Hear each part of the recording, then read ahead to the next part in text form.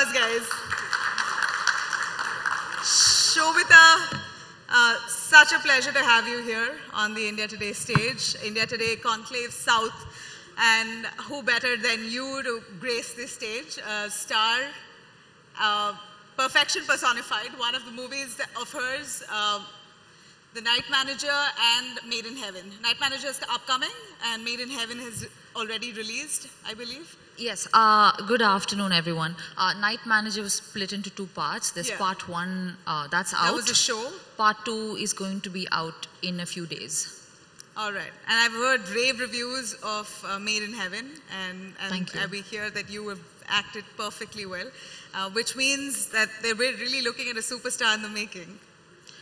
I think I'm enjoying the journey. I'm having a lot of fun. So I think chasing the idea of superstardom can be intimidating. I'm happy where I am. I'm having fun.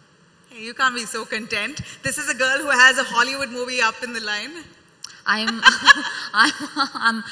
think I have recalibrated post-lockdown. My idea of success is a little wider than what it used to be before.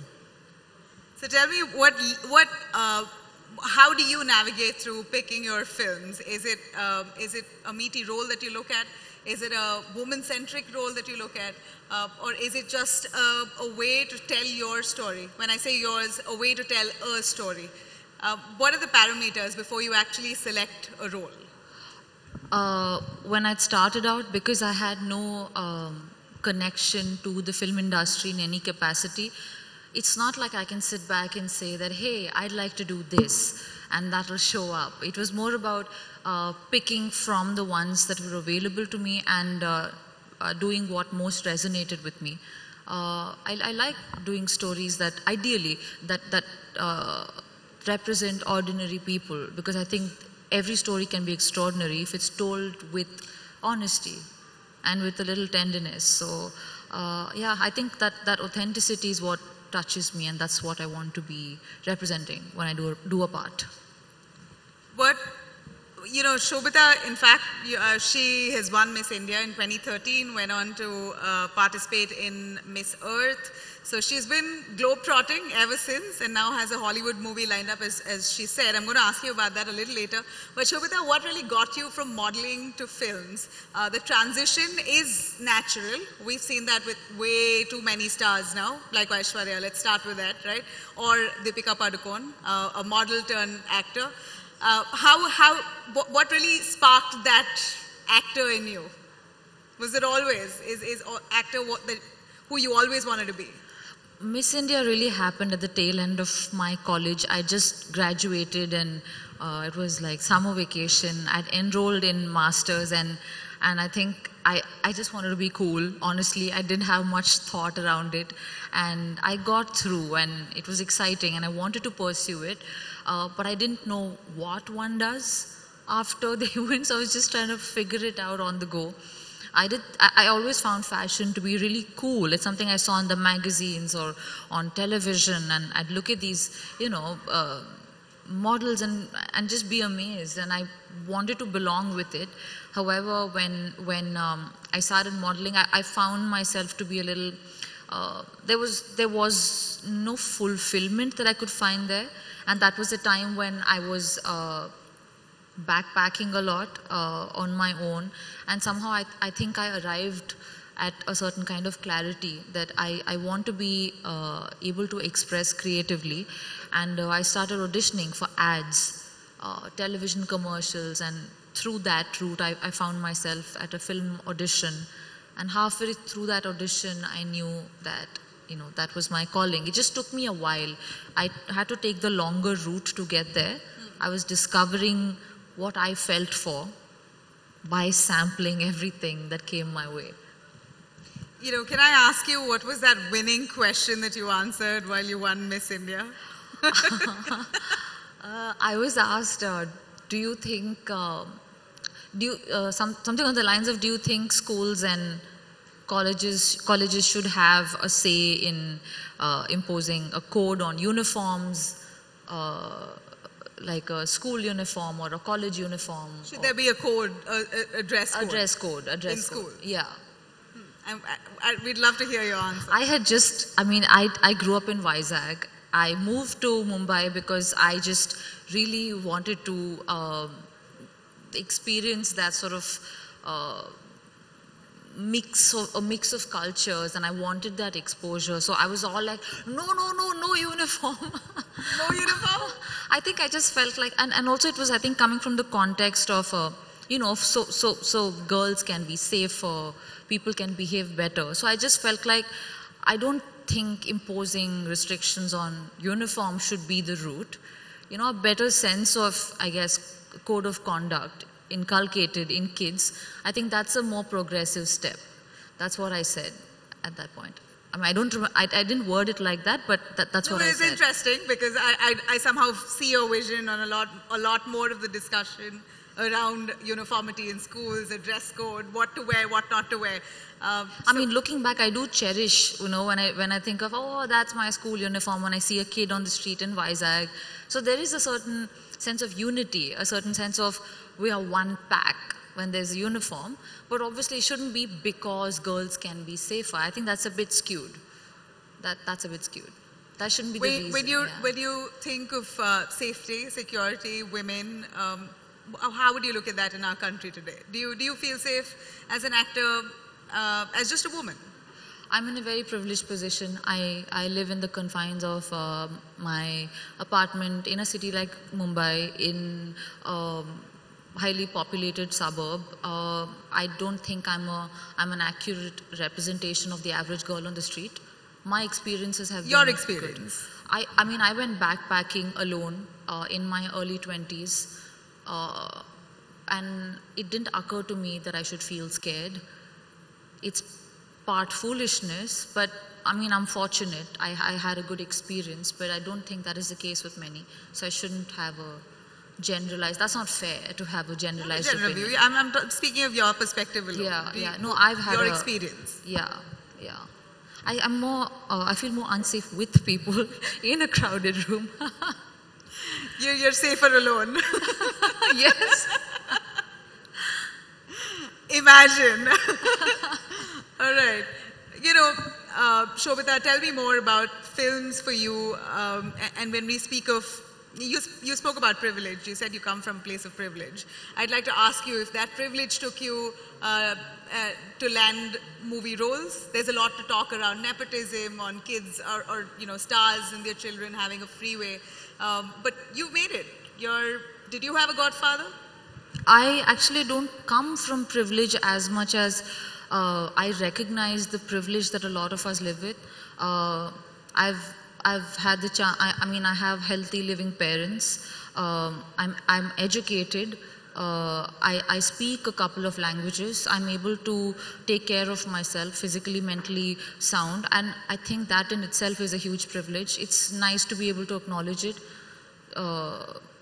And as far as I don't bring any special privileges with me when it comes to my career. It's been completely a roller coaster ride. I've been figuring things on my own, and I think it's important to appreciate the things that have gone right.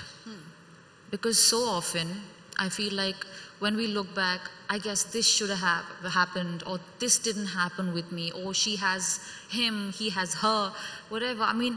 I don't know how that discussion is productive. I find it quite anxiety inducing.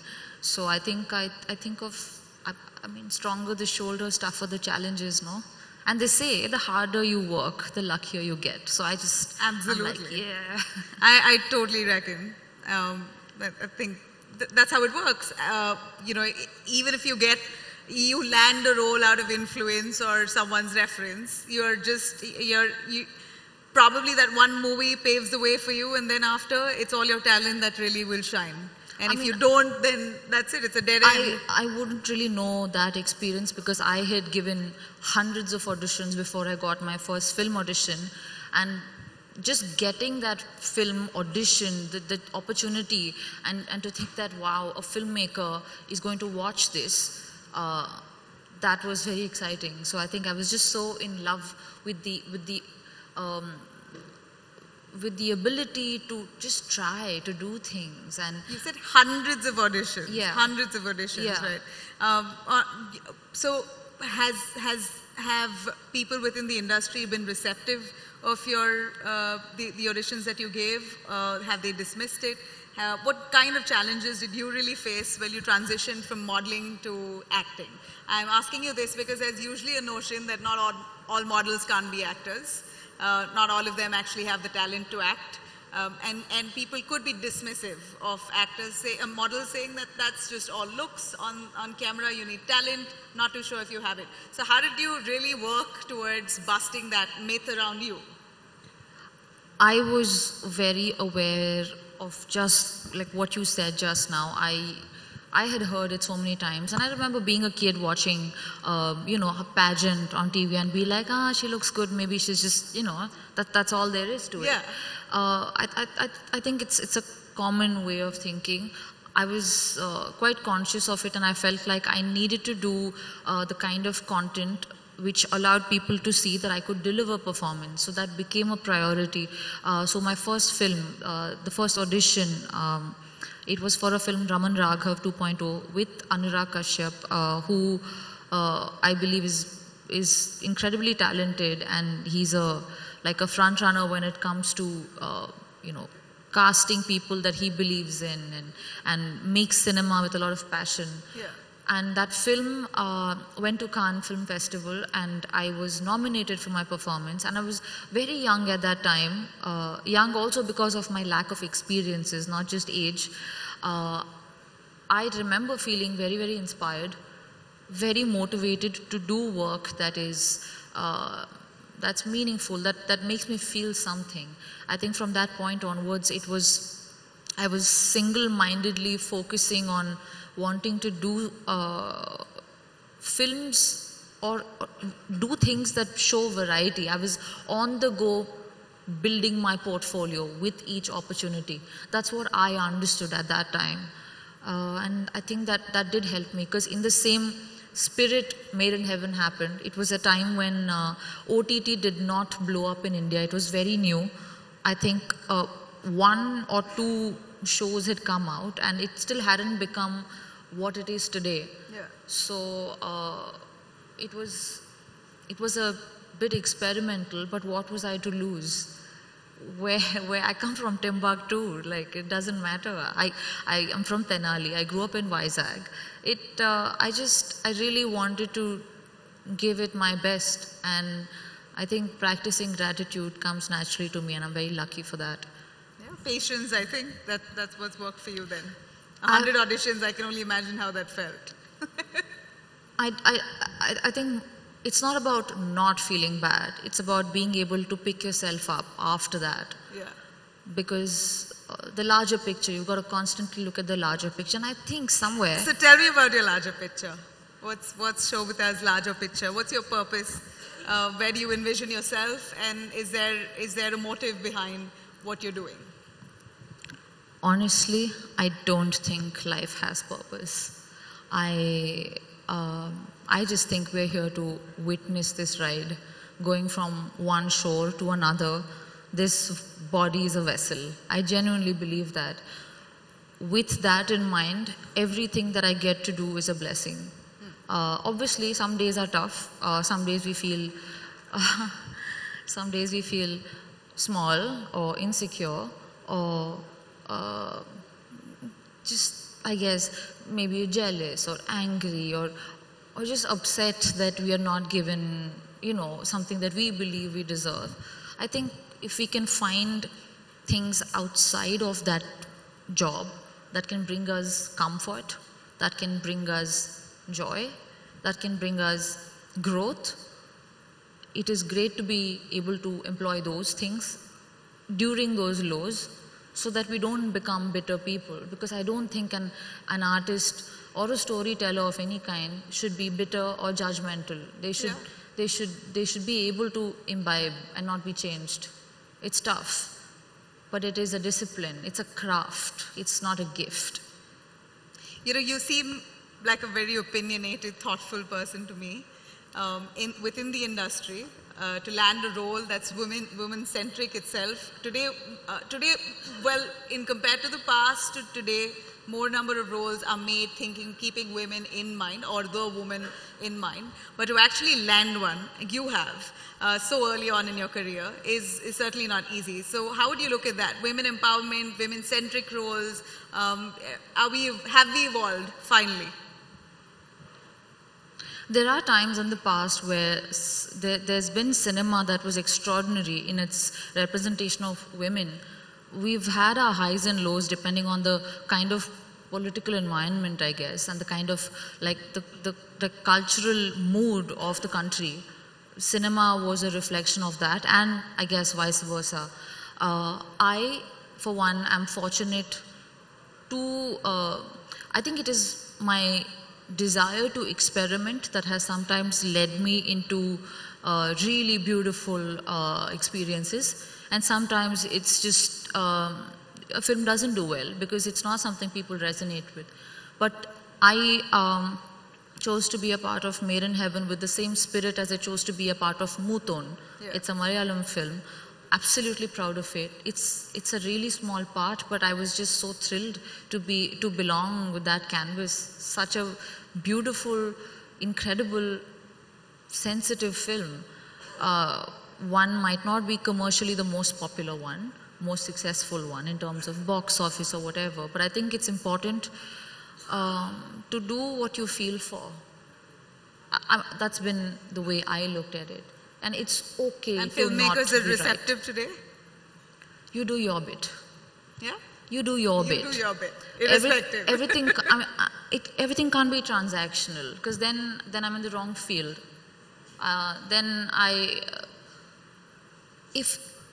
Okay, let me put it like this. If everything was about taking a step forward, marching ahead, you would never dance. Because when you dance, you don't move forward. You're in the same spot, but you are changed because you feel happy, joy, release. Thank you. But I think the purpose of life is not progression. It's experiences. And the greatest thing one can do is service, which is obviously, that's just the way I look at it. I'm often terrified of sounding, quite bougie, and because I feel like people have a certain idea of how an actor, actress is, and the kind of things they want to speak to them about, and so I just keep to myself often. So it's all about your experience. It's all about experiences. I'm taking away from what you said. Yeah, it's experiences. It's sensitivity. It's so amazing to be an actor in a way, because one cannot experience everything, but where you cannot go, your empathy goes and you tell their story. Absolutely. That's amazing. Absolutely. So I feel like what I'm doing is incredible. If box office success is coupled with it, you feel validated, you feel loved, you feel the love back, it nurtures you. But I don't think that can be the motivation, because then you feel bad. That is the expectation and motivation. Whether you achieve it or not, like you said, ultimately lands in an experience. Whichever way it goes, you got to embrace that. Sobhita, movies today are made around are made around story itself, less about the actor. Gone are the days where the actor was really the center focal point. Today you have stories to tell, and that's what we see the Malayalam film industry. And I say this specifically because we're in the lovely state of Kerala. Malayalam movies, actors who are all fresh faces go on to become such big stars because the storyline itself becomes a blockbuster. Is that the right way forward anyway? And do you see that a lot more of that actually giving you opportunities as well, since you're a newcomer too? I've had such a unique experience in the Malayalam industry, because I've got to work on a Muton, which is intense, and it's a certain kind of cinema. And then I got a chance to be a part of something like Kurup, which is loved and celebrated. Both incredible actors, popular, loved, but both are encouraged and accepted for what they're trying to say, and that's amazing. And I don't think that's common. I love to be. It's funny actually to be an actor, because I think one looks at it as like people who like acting or enjoy it for the craft. It's like people assume they want to be visible, but actually you want to be invisible. In the guise of the character, you find out a little more of yourself. And I think Malayalam cinema especially celebrates that spirit. I've loved their films for a very long time as an audience. Most recently, I'm dying to watch 2018. I am a fan of a lot of actors, the kind of cinema made. And I don't know if there's a right or wrong. I know that there's like waves. I don't think one can say this is the right way to be, because sometimes I've had this argument actually with a friend, and she was like, no, but like if a film is successful, it's because people have watched it, because they liked it, therefore it's made money. So maybe like commercially successful cinema is good cinema. But then maybe cinema is also an instrument. You need different kind of cinema for different emotion, different moments, different days. I'd like to watch a horror today, an emotional one tomorrow, a comedy one the after. Yeah. So, Also, you have takers for all kinds of films. The films that you want to watch as a community in a theater might be very different from the stuff that you want to watch on your screen when you're alone after a hard day at work. Yeah. So I guess there's something for everyone. Yeah, absolutely. You know, since you're from the South, can I say that? Can I ask you if language is a dividing factor at all? You've worked in a bunch of South Indian films, Bollywood as well. So give us a sense on this whole South-North debate and this language barrier or war that we speak of today. Does language influence your choices at all? But I don't think it's a new war at all. I think No, the it's war's not. been It's not, but it's an ongoing one, which I want your comment on. No, I just think the war's become a little more visible because of perhaps cinematic successes. Yeah. But pre-independence, I think there's always like, what should be the national language? So India isn't it really a union of states in a way? It is a country. We're all very tight together. Though when we cheer for our cricket team, we're just Indian. But inherently, I think we're very, very different in our cultures, our food, our languages. And I think it's important to acknowledge that and then celebrate it for what it is. Homogeneity, I think, is not something I think is natural or something I root for. So I think I like the differences. And I mean, we are a diverse culture, and why not celebrate that? Absolutely. India moment internationally, how is India being viewed? I mean, I'm asking you this question because you've represented India in the Miss Earth pageant. So as of today, the way India is viewed, several artists from India, Alia Bhatt is doing a Hollywood film, Deepika Padukone is doing a Hollywood movie, you are doing a Hollywood movie now. So a lot more takers globally for India, Indians. It's fascinating, isn't it? It's quite exciting to see the Indian woman on a global like amongst the global audiences, for them to, I think this colorblind casting is something that's been a part of mainstream conversation abroad for a few years now, and I think I find it quite inspiring to watch Indians succeed. I mean, athletes, actors, just I think getting visibility abroad. I think it's something that can be quite inspiring. How may I ask? I mean, what was the real challenge for you to land the Hollywood role? Where auditions at that point, where these directors or the casting directors, they're looking for Indians? Is there a lot more interest in Indians itself? You know, I must really be delusional, because when I try to think of challenges, I can't remember any, because I only remember how I had a great time. But I've cried a lot on tough days. But when my first film was being shot, around that time I was called for an audition. for a film, and I was obviously very excited because it was for something international. We were not told what. I had multiple rounds of screenings, and Dev Patel had come. So, and then I hadn't really heard. 5 years go by, 6 years, and then he drops in and is like, hey, remember that test? And then we sort of picked it off from there. It's a film directed by Dev Patel. It's something he's worked very hard on for the past many years.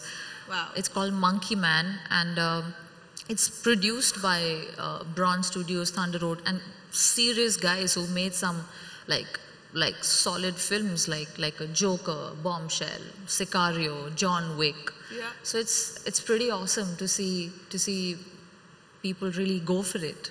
Yeah, I mean, we're so excited to see, we're going to be seeing you in that film, and what could be better? I feel like I've done like 2 films in Malayalam, 2 in Tamil, 2 in Telugu, a few in Hindi, some in the OTT space, one the Hollywood film. So you have a nice mixed bag, yeah? It's a mixed bag. It's like a packet of gems.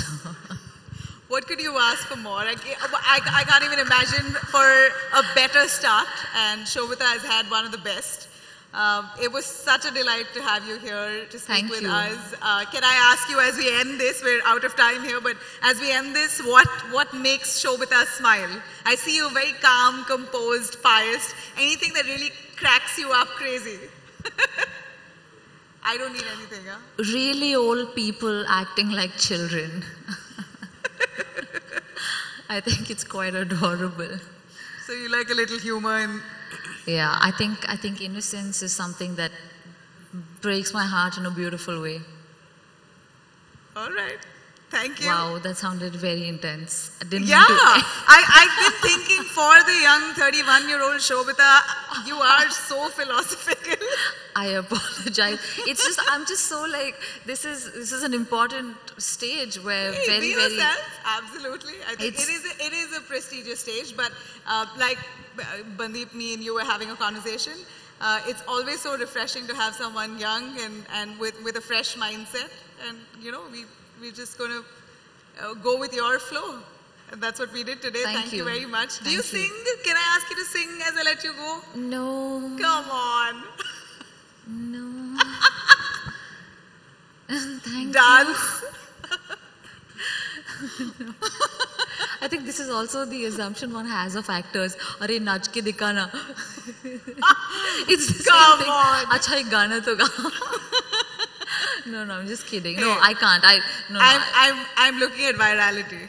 Huh? That's my You're looking aim. at? Virality. I Wow, want a ma'am, viral I shan't moment of partake. this. Thank you very much. Thank you for being a patient audience. Thank you Hey. so much. A big round of applause. Sobhita Dhulipala, thank you very much. Such a delight chatting with you. And all the very best.